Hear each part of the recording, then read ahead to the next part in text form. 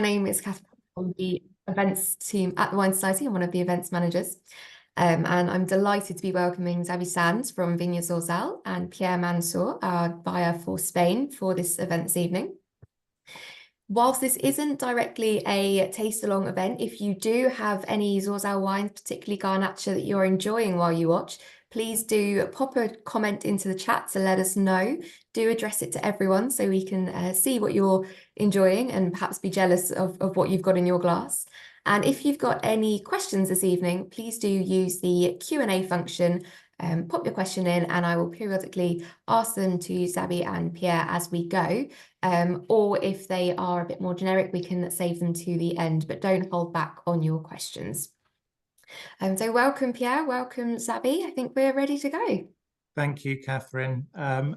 Welcome everyone that's joining us.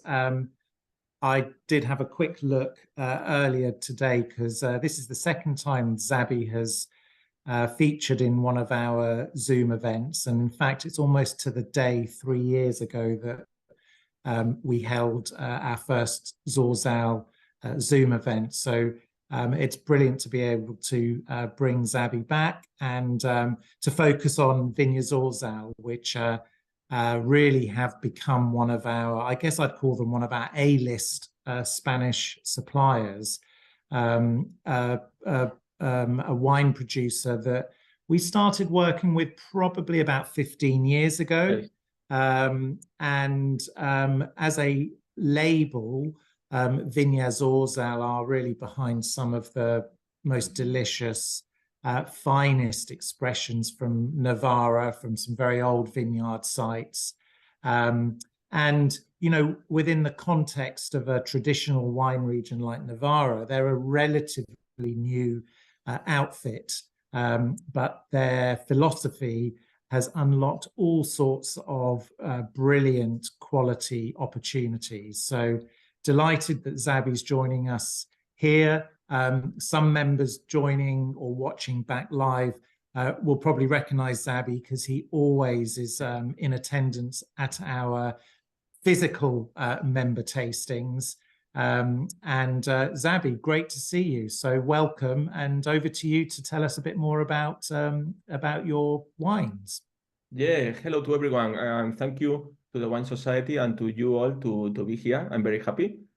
As Pierre said, it's the second time I am doing a Zoom, and I also know you, many of you, because I go to London many times, and you are very nice people. So thank you. And as Pierre said, we are working maybe like 15 years together. We started, I remember, with the vintage 2007, Juan Graciano. Thank you to the Wine Society. You are great. And yeah, today we are going to talk a little bit about Garnacha and about Viña Zorzal, okay? Viña Zorzal is a family business. My father started in 1989, but we took over the winery, me and my brothers, in 2007. And then my partner, Rafa, started in 2010. What we are doing since then, my father was making inexpensive wine, so we had to change many things without money, I always say. So we started little by little. We thought the best thing to start is to make varietal wines easy to understand for people. And so we started to make 100% Graciano, and after that, Garnacha, white Garnacha, tempranillo. So I think that idea is nice, just to start to think what is these varietal wines like in Navarra, because there are many wines in the world. So it's just a good thing to start, okay? Then little by little, we found the situation like we have a big problem in Navarra with the old vineyards because the price of the grapes is very cheap, so the growers can't live anymore. So many vineyards are abandoned, and for us it's very sad to lose those vineyards. And we started little by little to take more plots. And after that, it's very easy to think like, wow, I have a Grand Cru and I have a normal plot, and all together are going to Zorzal Garnacha. So we thought we have to do more wines, I think. So in 2013, we started to make other plots, other wines of Garnacha. The first one you know very well is Malagueto. Malagueto is the name of the plot. Then Corral de los Altos was the same year, 2013, is also the name of the plot. So the only reason to start to make more wines is just to find out that we have many different levels of quality of vineyards, always talking about vineyards. After 10 years, I am laughing about this because it's like, wow, we are a bit crazy.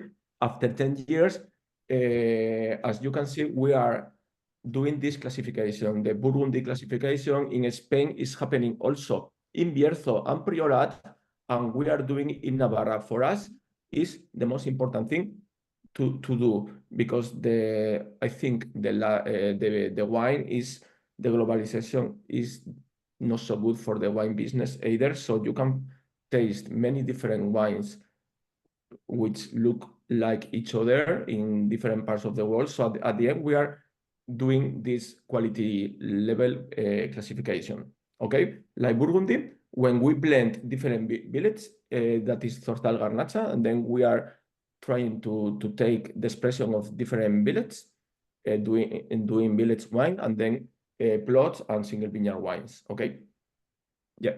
So for instance, Malagueto for us is a super nice plot because for us is the most refined Garnacha, always in blind testing. So we thought is on the top of the classification. And there are different reasons to be on the top of the classification. Sometimes it's the age of the vineyards also. Also reasons like Malagueto, because the wine at the end is very refined. So now, 10 years later, 2023 vintage, we took grapes from 7 different villages. And it's very crazy because 3 of them are in the south of Navarra. The area is called Ribera Baja, but 2 of the villages are in Baja Montaña, that is closer to the Pyrenees. For us is more latitude, more altitude, and double of rainfall. And then we are working also in La Raga, in the medium area of Navarra. So that is not easy for us because we have to pick up the grapes to bring them to the winery. The fermentations are always plot by plot. The aging also plot by plot, and then we decide what we are doing. That is why sometimes we release super nice wines for us, like Malagueto, because after many years of tasting, we think that that is a reason to make a new wine. So that is the thing of what we are doing in Navarra with Garnacha. And why Garnacha? I always think, and today is a perfect day to understand that, because I am talking to people, to the wine society, and the wine society, you can buy wines from any part of the world. So what I think, what in Viña Zorzal we think, for us, Garnacha is like Pinot Noir in Burgundy or like Nebbiolo in Valoro. For me, of course, you can make many different wines in Navarra with different varieties like Tempranillo or Cabernet Sauvignon or Graciano, anything. But what I think, if any people from any part of the world want to remember what Navarra is, I think they have to think about Garnacha. Garnacha is our historical variety and is our local grape. Okay, so the classification you are seeing is with Garnacha, and that is why we are trying to rescue many different plots from all different villages in Navarra. Yeah. How much of your production is Garnacha, Xabi? What percentage? Good question. I would say 60%. Yeah, I would say 60%. Now 7 different villages, more or less 40 different plots. So it's not easy to make them. I have to say that I love history, and it's very interesting to know why we have Garnacha in Navarra, and of course in other places in Spain like Aragon and Catalonia. Before phylloxera, 30 years before phylloxera, we had a very bad attack of, in English, powdery mildew. Exactly, yeah, powdery mildew. Well done. Yeah, oidio in Spanish. Yeah. in Spanish. Odium or powdery mildew. Okay, yeah. so before that attack in the 1860s, we had 90% of our vineyards were Cariñena. In Navarra, it's called Mazuela. Okay, 90% of the vineyards. But after that attack, Cariñena is the most difficult grape for oidio. So the growers started to plant Garnacha because of two reasons. Very important one is very resistant to oidio and is very resistant to drought. Okay, but after that, phylloxera came 30 years later in our place, more or less in the 1895. So after that, everything was crazy, and we started to plant Garnacha again because of the resistance to drought and to oidium with American rootstock, of course. So our history is very new. After planting Garnacha, then we had two dramatic situations. One of them, for me, of course, is a personal opinion, is tempranillo. Tempranillo was planted everywhere just because it's very easy to grow. Of course, I love tempranillo, but as you can see, it's everywhere in Spain. And the other thing that happened is French varieties became very fashion. So Cabernet Sauvignon, Merlot, Sauvignon Blanc, blah, blah, blah, blah, blah, blah, started to be in Navarra. So now 70% of all appellation is Tempranillo, Cabernet Sauvignon, and Merlot. Of course, wines can be super, of course. But it's what I told you. What I think is that if you can drink wines from any part of the world, if you are making a crianza Cabernet Sauvignon from Navarra, I think we have a problem for identity. I think the most important thing is identity. No, I'm talking like politics.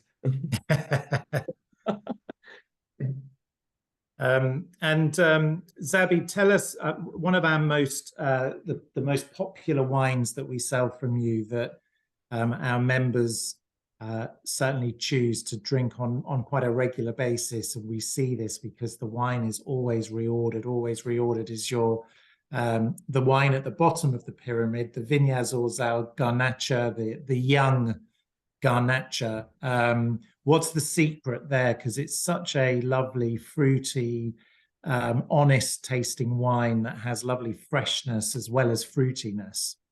Yep. Zorzal Garnacha is a very interesting wine because as you could see in the classification, I can tell you maybe the top wine is a single vineyard wine, but I think for a winemaker, it's easier to make a blend. When you are blending wines, is something great because you get everything you want.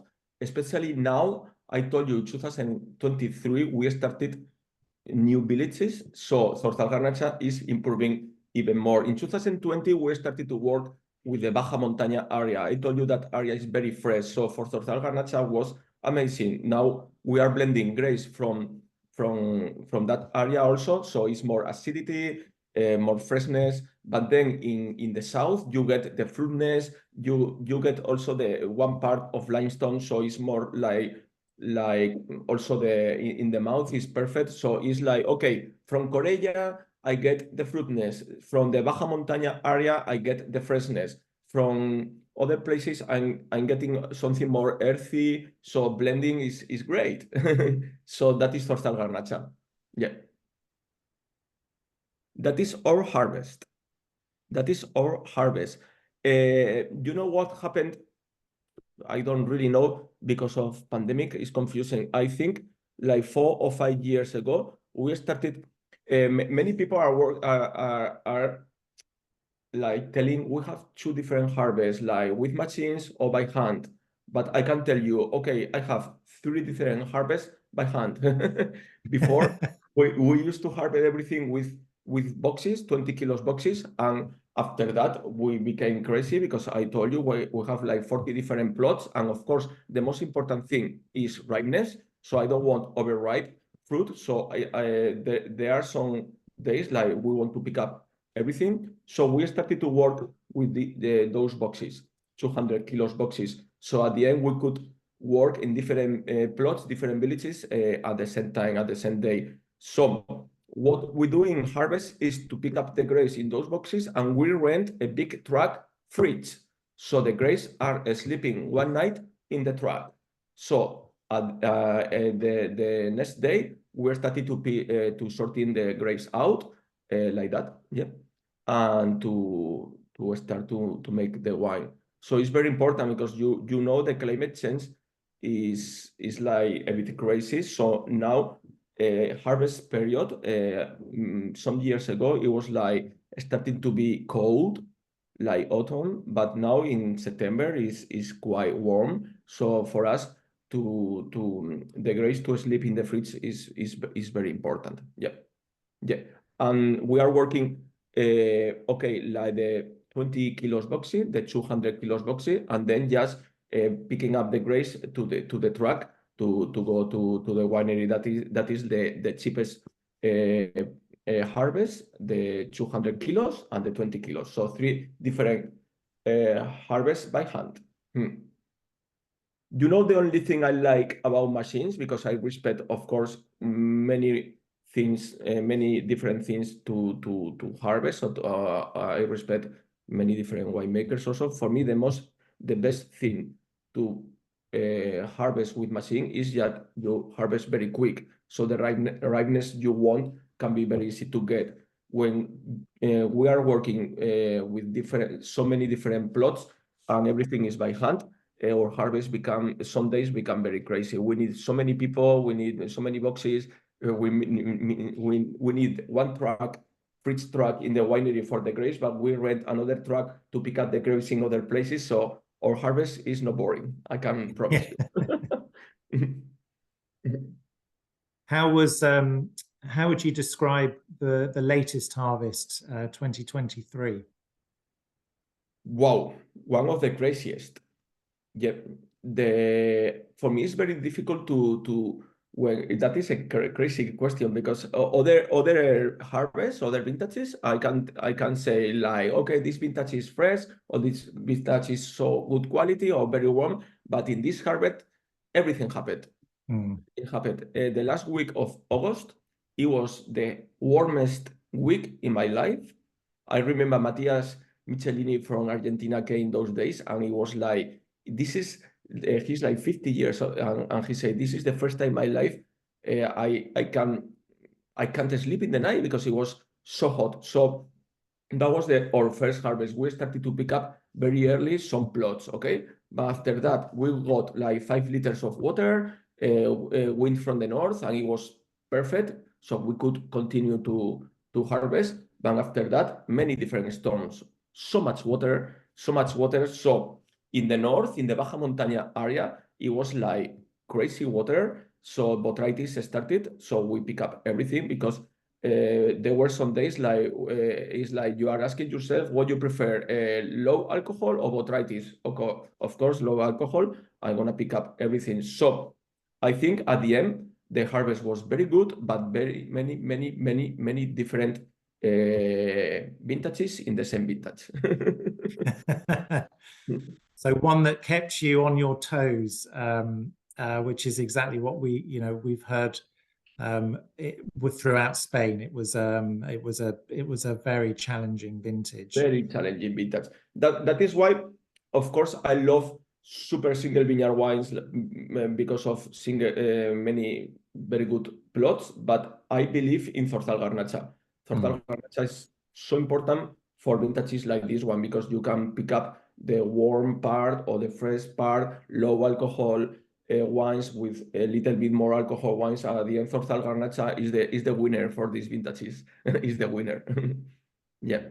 Great. And Catherine, do you want to share some of the other photos? Because there's stunning photos that Xabi sent through in advance that he could maybe talk through a little bit and tell us what each photo prompts you. This really. picture is very nice picture to understand where we are. If I talk in the south, okay, because from the 20 in the year 20, we can start to talk about north and south. This is the southwest part of Navarra and is the super good limestone part of an old vineyard. So this is bordered with Rioja, but this is also border between something more interesting, like for me, is geologia. No, this is the border between the Iberian Mountains and the big Ebro Valley. So it's a super nice limestone part. So with this picture, you can understand just with one picture why our wines can be very fresh even in a warm vintage, because there are two very important reasons. One of them is the human reason. We are picking up early, but the other reason is the limestone. Our wines, most of our wines have a super nice mouth, like fresh, because of the soils. We have more limestone than clay, and our mouth, the wines are very fresh in the mouth. And so it's it's not too dissimilar, this soil to Châteauneuf-du-Pape, with the big pebbles, which of course is the other part of the world that famously grows very healthy, high quality Grenache. So there is, there's a little bit of a similarity there. Yeah, the stones are like cantos rodados in Spanish. At the end, they are sediments from the Iberian Mountains going to the valley, to the Ebro Valley. And I always think like humans are the most important part of terroir. And I told you we are rescuing many vineyards, so we didn't start from the beginning in those vineyards. So the owners of those vineyards, sometimes they took the stones because they think we can't have stones because we can't work with the machines. But other growers, sometimes I think just because they don't have time or they didn't have time or money to move the stones, they left the stones. And at the end, of course, I will never tell you if it's good or bad, but the wines are different because of those stones, because those stones, first of all, they keep the humidity when it's raining. And secondly, in summer, they keep the heat. So, of course, the terroir and the ripeness is very different when you have stones or you don't have them. Yeah, it's very interesting. Yeah, pruning, now we are doing it. It's very important also. Yeah, we are doing it in December, January. Next month, in February, we are doing like a course for planning of all vineyards, and different sommeliers of Spain are coming. So if you want, you are welcome. Yeah, you probably could do with the help. This is the sample of a crazy old vineyard. I told you phylloxera in Spanish came in our part, in this part of Navarra in 1895. So after the disaster, the first year of registration of vineyards started in 1900. So this plot is from the first year. So now officially is 124 years old. Wow. But they are older. Yeah. Wow. And Xabi, tell us, why is old vineyards, old vines, particularly for Garnacha, so important? Yeah.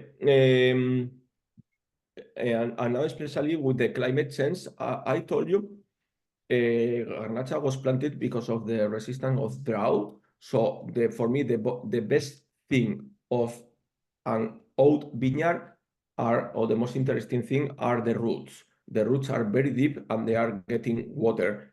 Now the bad vintage is about heat. 2002, for instance, 2019. Other vineyards, you can see them, of course, especially when you don't irrigate, you can see them, they are suffering, and the old vineyards are happier. So for me, that is the most important thing, that they are even more resistant to the drought. All vineyards for me are magic, because if I tell you something bad for my style of wine, all vineyard means low yield, and low yield means more concentration. So for us, sorry, the most difficult wines to make are the wines from all vineyards, because they can be more powerful, more alcohol, but that is just the challenging thing. The other thing is the wines can be so deep and the grapes are very, very healthy. So we have to keep the old vineyards, please. Yes. Yeah, and I think also particularly for Garnacha, which is quite a thin-skinned grape variety, actually the fact that old vines sort of regulate yield, so yield is smaller. Generally, they produce fewer berries, but those berries have a much thicker skin, and that's where the flavor comes, which is always quite delicate with Garnacha. And I think you get this intensity, this length of flavor with old vines of Garnacha, which are so important. Yeah. But I'm gonna tell you something interesting also. When I told you many growers planted tempranillo, and I told you tempranillo is easier, many growers didn't want Garnache because if you are just a grower, you are not making wine. Garnache was very difficult because the yields in different vintages are so different.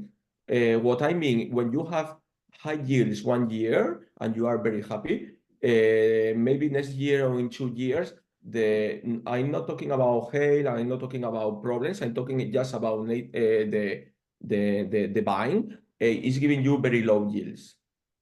So the growers were not very happy because the old people always say that you don't have 2 years in a row with nice yields in Garnache. Yeah, it's a challenging grape. Yeah, that is why we love it.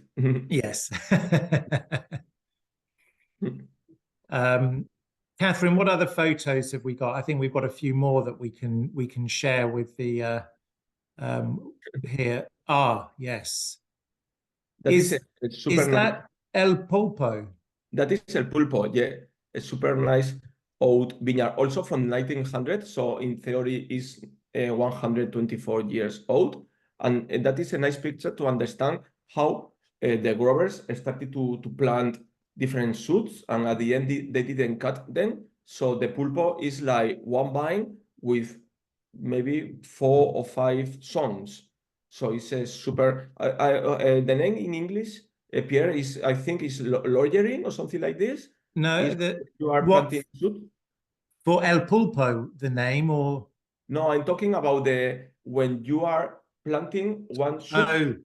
Oh, it's called, I think it's called layering. Layering, yeah. When you layer, I think that's what it's called. Yeah, that is what I wanted to say. So that's a very interesting thing, because when you are planting a shoot, of course, the shoot is without American rootstock.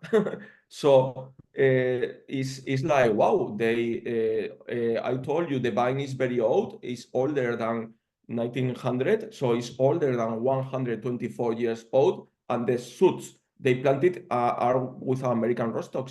So it's like, okay, they are resistant to phylloxera. Yeah. And the word El Pulpo is, for those of you that don't know Spanish, means octopus. Because, and when, I mean, you could have, I think you see it quite well in this image and the previous one. It's a vine. I mean, I've never seen anything like it anywhere in the world, where you've got all these different arms popping out. And it's quite a special place there.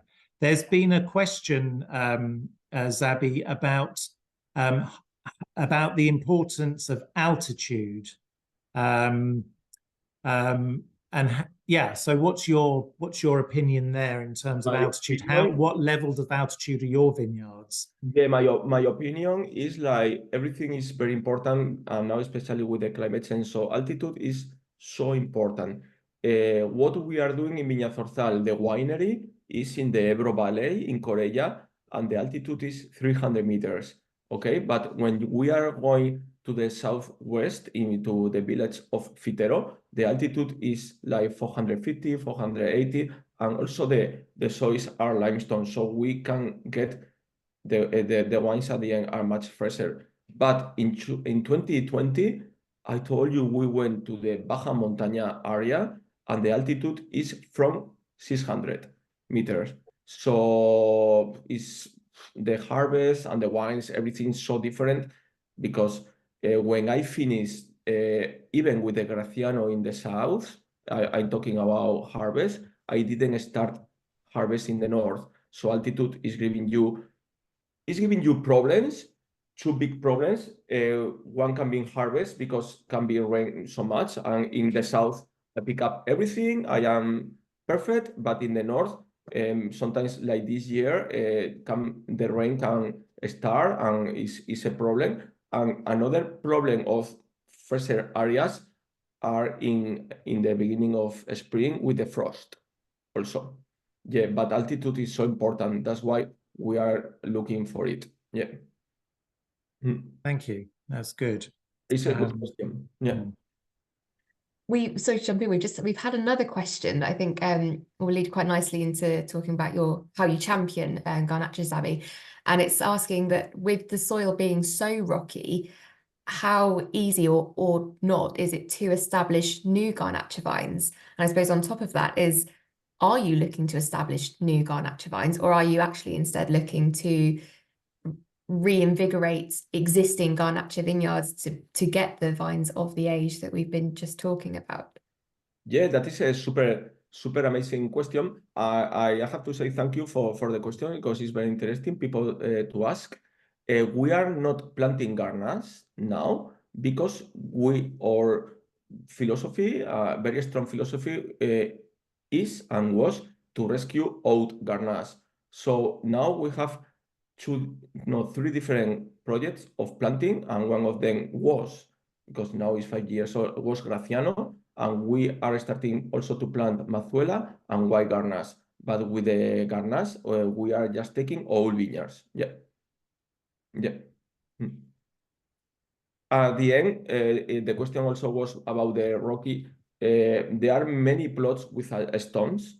So at the end, even with the stones, is easy just to plant. With the stones, it's difficult to work with machines, but we are not working with machines. So the stones at the end is a good part of terroir, I think. Yeah.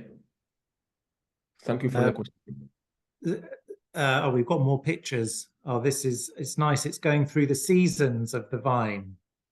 Yeah, and Garnas in this period is so dangerous because it's very sensitive, sensible in Spanish, sensitive to wind and to rain. So when I told you before, many growers started to work with tempranillo because the yields can be different in different years. Also in this season is the craziest part, even as crazy as harvest, because the temperatures have to be perfect, have to be like 27 degrees, have to be warm, but without wind and without rain, because sometimes the flowers of Garnas are very sensitive to disappear. That is a nice picture because that is Malayeto, one of famous, the popular wines in the wine society. Of course, I'm talking about Viña Zorzal, not popular in the world. And Malayeto is a different plot in Viña Zorzal because the vines have 3 arms and the grapes are higher than other plots, so the grapes are not very close to the stones. So what I think, the Malayeto, I told you, for us is the most refined Garnas we make, and I think is because of the ripeness, because it's slower and more far from the soil. Yeah, because when you have the grapes very close to the soil, the ripeness is quicker. Yes, so Malayeto at the end, the grapes are like with more air and the ripeness is slower. So it's my theory, but I think Malayeto is a very soft and refined Pinot Noir style because of those vines. Yeah, nice picture.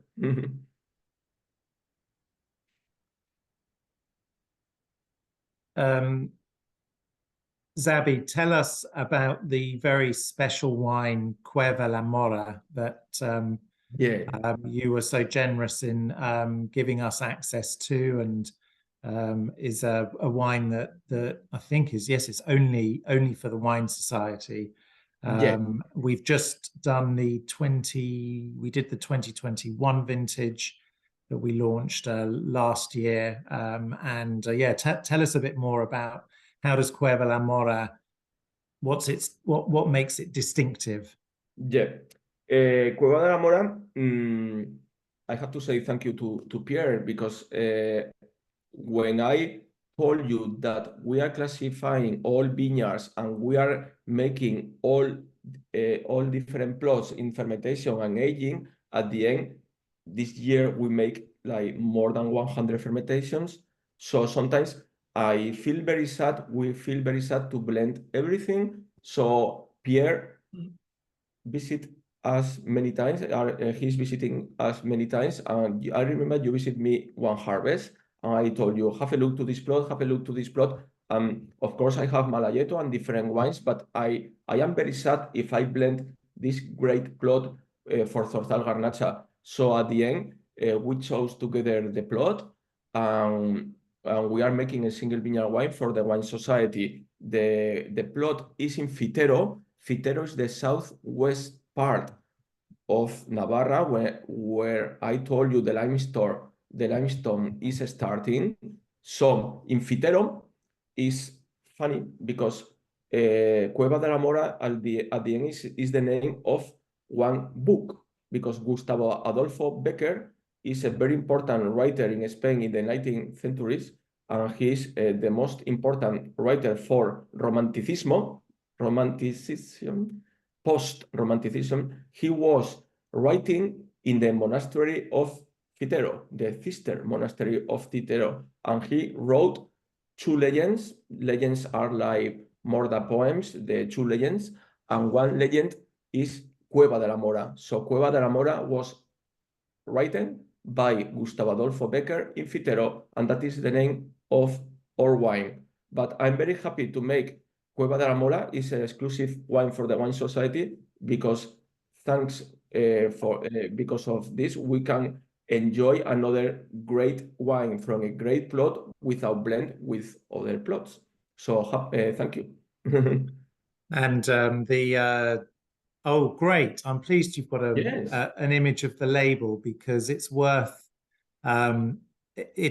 just explaining a little bit how you came up with the design for the labels, Xabi. Yeah, I love that design, because I said to the designer that please do something great, because this is a wine for the Wine Society and just for them. So in our labels, if you know our labels, always the bird is talking. There is a history in the bird. So when the designer saw, and of course I was telling them that the Wine Society is a so important club, one of the oldest or the oldest in the world, and he saw the first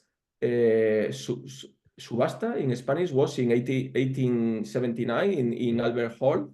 No, that is why he put the Albert Hall on the label. Yeah. That is the Wine Society label.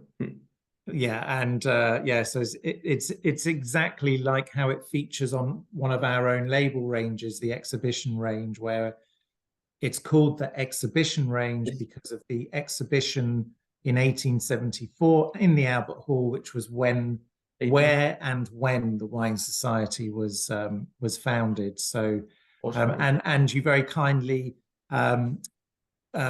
designed your labels with, in a color that also is very much synonymous with the Wine Society being red.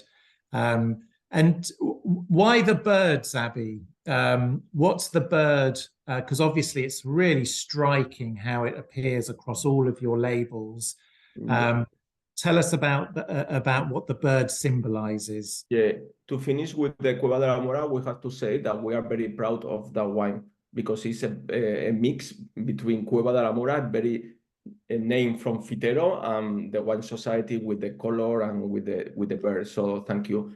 And yeah, the white birds, my father started in 1989, and the first brand of my father was Viña Zorzal, and he wanted to put a bird because there are birds always around the vineyards, and those birds love grapes, so they are not very good friends, and they love olives also. But my father just loved them, and he wanted to put them on the label. So the first bird on the label is in 1989.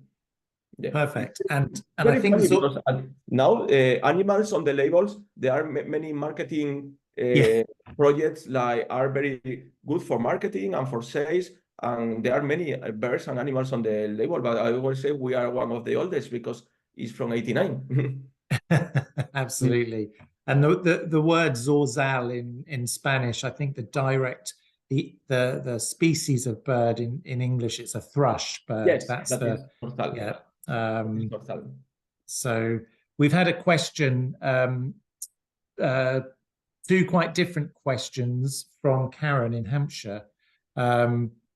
First, I'll pose the trickier question. Is global warming causing problems? I think you've alluded to some of the challenges. Yeah. If I get older living in this wine business, I don't know what is going to happen, because just the last year, I told you, in harvest, everything happened. And it was from the very warm days that then every day was raining, and it's like everything in 2 weeks, and it's like, what is happening? But there are many problems with the global, with the climate change. But sometimes I feel a little bit optimistic because we have great varieties to this climate change, like Garnacha and Graciano. And also because of the limestone, our wines are like fresh, even in a warm vintage. But of course, it's a big problem. We are worried about this. Yeah, we are worried. Yeah, it's definitely, I think 2023 is a great example of the impact of global warming, which is just very extreme and unpredictable weather events, which are really challenging our growers all over the world in different places. Yeah. Then the easier question: can we visit your vineyard and winery, loving your Garnacha 2022? Of course, everyone is welcome. Just one thing, I want to be there, because the only thing is, if I'm not traveling, if I will be very happy to show you everything. Of course. Yeah, it's worth visiting. It's also worth saying that the winery is a proper working winery. There are no bells and whistles. It's not got a red carpet. It's where all the work gets done, and you can tell when you visit that Xabi and his brothers, you know, they're investing in the right places, which is in the quality of the wine. So it's not a particularly romantic or fancy place. In fact, in many ways, it reminds me of the Wine Society in our location in Stevenage, which, you know, it's a perfectly designed town with great access, brilliant place for us to have warehouse, a number of warehouses, and to operate from, and means that we can invest in the things that matter. So it's definitely worth visiting. And if Xabi has the time to just take you to one or two of those older vineyards, they're really special places. They've got a lot of soul. Thank you, Pierre. Yeah, I think, of course, everyone is very welcome. I will be very happy when you visit me. And you have to be very healthy, because our visits are in the vineyards. And I will show you many different plots. And then I always say everyone can have a winery, because everyone can have the same technology, the same tanks, the same barrels. So the most important thing are the vineyards, and I will show you many vineyards. There we go. That's the winery. Yeah, that is the back of the winery, the building, and now you can see the truck, the fruits. I told you those grapes were sleeping that night, and now we are taking them out to start to sorting them out. So that is a nice picture, yeah, with the truck. I told you there is a truck, yeah.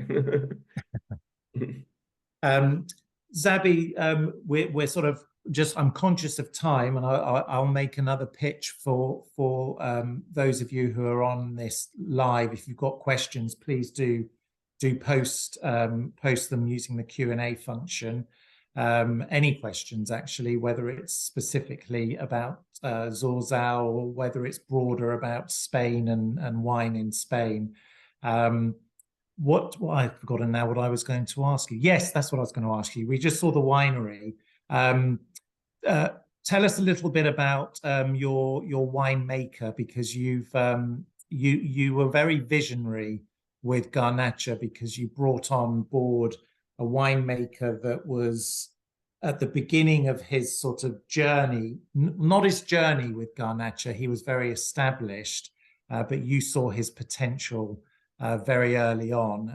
And since then, he doesn't just make wine for you, but he also makes wine for one of the top finest estates in Rioja. So tell us about his approach. Jorge Navasquez is who I'm talking about. Yeah, we are lucky to have a super nice team in Viña Zorzal, because Viña Zorzal, we never talk about one person. We are a team. So my brother Iñaki is like the CEO, is like the manager of the Cune group in Rioja. And my brother is working with Jorge Navasquez in Valdeorras, with Cune, in Contino, and in Viña Zorzal. So they are always together. For instance, now they are in Bordeaux. I always think that the wives are very angry because they are always together. So Jorge Navasquez is like our consultant. He's always working with my brother. And that is the interesting thing. We are meeting each other every Monday, and we are testing blind. But Jorge and Iñaki are, for instance, if we talk about Garnacha, Jorge is making Garnacha in Aragon, border with Navarra. But Jorge with Iñaki are making Garnacha also in Contino. We are making Garnacha, I told you, in 7 different villages. So Jorge Navasquez is great with my brother Iñaki to have different knowledge in different places and to bring them to Zorzal. So it's a very interesting question, and it's so great to work with them. Yeah, absolutely. Sophie and Dean are asking, which do you think has been your best year so far, for what and why? Sorry, the question again, please. Which do you think has been your best year so far? Best, okay. I guess, best vintage, and within that, which are maybe the wines that you've made have performed the best? Yeah, our last great vintage was 21. 21. Yeah, and it's crazy because the vintage started 2 days before I wanted with a big hail storm. So I wanted to cry so much, and it was crazy. But that hailstorm at the end, the damaged plots, we picked them up very quick, and at the end the vintage was okay, and after that the wines are great. So I love 21. 20 was okay. 18, 16, 15, and difficult vintages for us are 17, 19, 22, 23. So the last grade, 21. But I have to tell you a very famous sentence for us. Despite the vintage, our wines are going to be better than the vintage before, because we are learning so much. We are doing so many things that at the moment, 23 is better than 22. And I think even better than 21, because it's a humble way to say that we are learning so much. Despite the vintage, our wines are going to be better. I compare with myself, of course.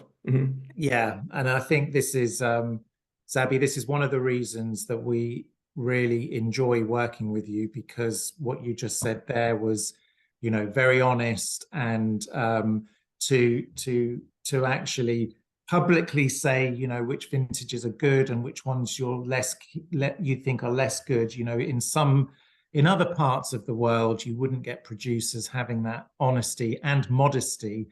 You know, we've been lucky because it feels like we have learned with you as you've learned, and and progressed. And the 2021 Malayetto, we've literally just sold out of the 2020. I think the 2021 is now available from the Wine Society, and it is absolutely, yeah, absolutely delicious. It's a great vintage. Yeah, it's a great vintage. But after that, the wines have to talk after many months, because sometimes the harvest is not easy. But after 6 months or 12 months, 18 months, you are like realizing it's a great vintage, because I told you the vintage started in a very difficult way. And I have to tell you another important thing about vintage is I think now there is not a perfect vintage, because sometimes winters are soft, sometimes there is no rain, there is hail, sometimes there is frost. The summers can be very hot, so the vintages are starting to be great in the future. After fermentation, you realize, wow, this vintage is gonna be great, because I told you 21 is a super amazing vintage. When I talk about the wines, when I talk about the harvest or the year was also a challenging one. Yeah. We've had just another question come through on the Q&A from Peter. He's asking whether the vinification for the grapes for the Malayetto is the same as the vinification you do for the standard Garnacha. Do they go through the same process? No. We change so much depending on everything, on the plot, on the ripeness of the grape, and when you have the grapes in your hand, you feel different things. So if I talk in generally speaking, I always say we like to pick up early, a nice acidity, low pH. We like some whole bunches. We like to make the wines in a soft way, because we don't want to take the tannins, we don't want to take the anthocyans. So that is generally speaking, but at the end, the important thing is to pick up early some whole bunches, and then the aging, if the wine is in barrel, the barrels have to be used and big, at least 500 liters. And also we are using concrete for Garnacha, because we want you to feel the place. I don't want you to feel the oak either. So it's generally speaking, but then after that, all plots and all fermentations are different. Yeah. Xabi, before we wrap up, is there anything else that you wanted to talk about Viña Zorzal that you haven't had an opportunity to cover? But now I have to tell you that we are lucky that we are enjoying, despite we have so many problems, we are enjoying with our work, because I told you now we are taking grapes from different villages. So when you go to another village, you know more people, you are making more collaborations. So it's a super interesting theme about collaborations also, and about enjoy the life. We are making wines with people from Argentina. We are making wines with Nipor from Portugal, with Freddy Torres. So now we are learning from them, and they are learning from us. So we are enjoying with this great wine life. Yeah. So I am getting old, so I want to enjoy.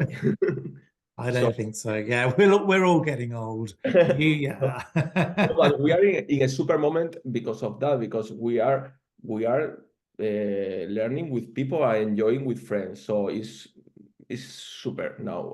I am very happy. Yeah, I'm positive always. That's very good, and I'm sure that we will see you. We're starting to plan some Spanish events for later in the year, yeah, Xabi will be sending you out the invite and letting members know soon about exactly where in the country we'll be going. I will be very happy to be there. Yes. So terrific. Catherine, I don't know if there was anything else that you wanted to add. No, I think we've covered it all. So we've covered all questions. Just to thank you both for joining us this evening and having such a great kickoff to our online program for the year. It's been a great hour. So thank you very much, both. Xabi, thank you, and amazing job. I know that obviously English is not your main language, but my word, you've done an incredible job explaining things really, really clearly, and good to see you. Can't wait to chink glasses with you in person soon. Take care, everyone. Thanks for joining us. Thank you so much. I appreciate. I'm very proud to work with you. Thank you to you all. Thank you so much. Thank you. Cheers. Bye bye. Thank you. Adios.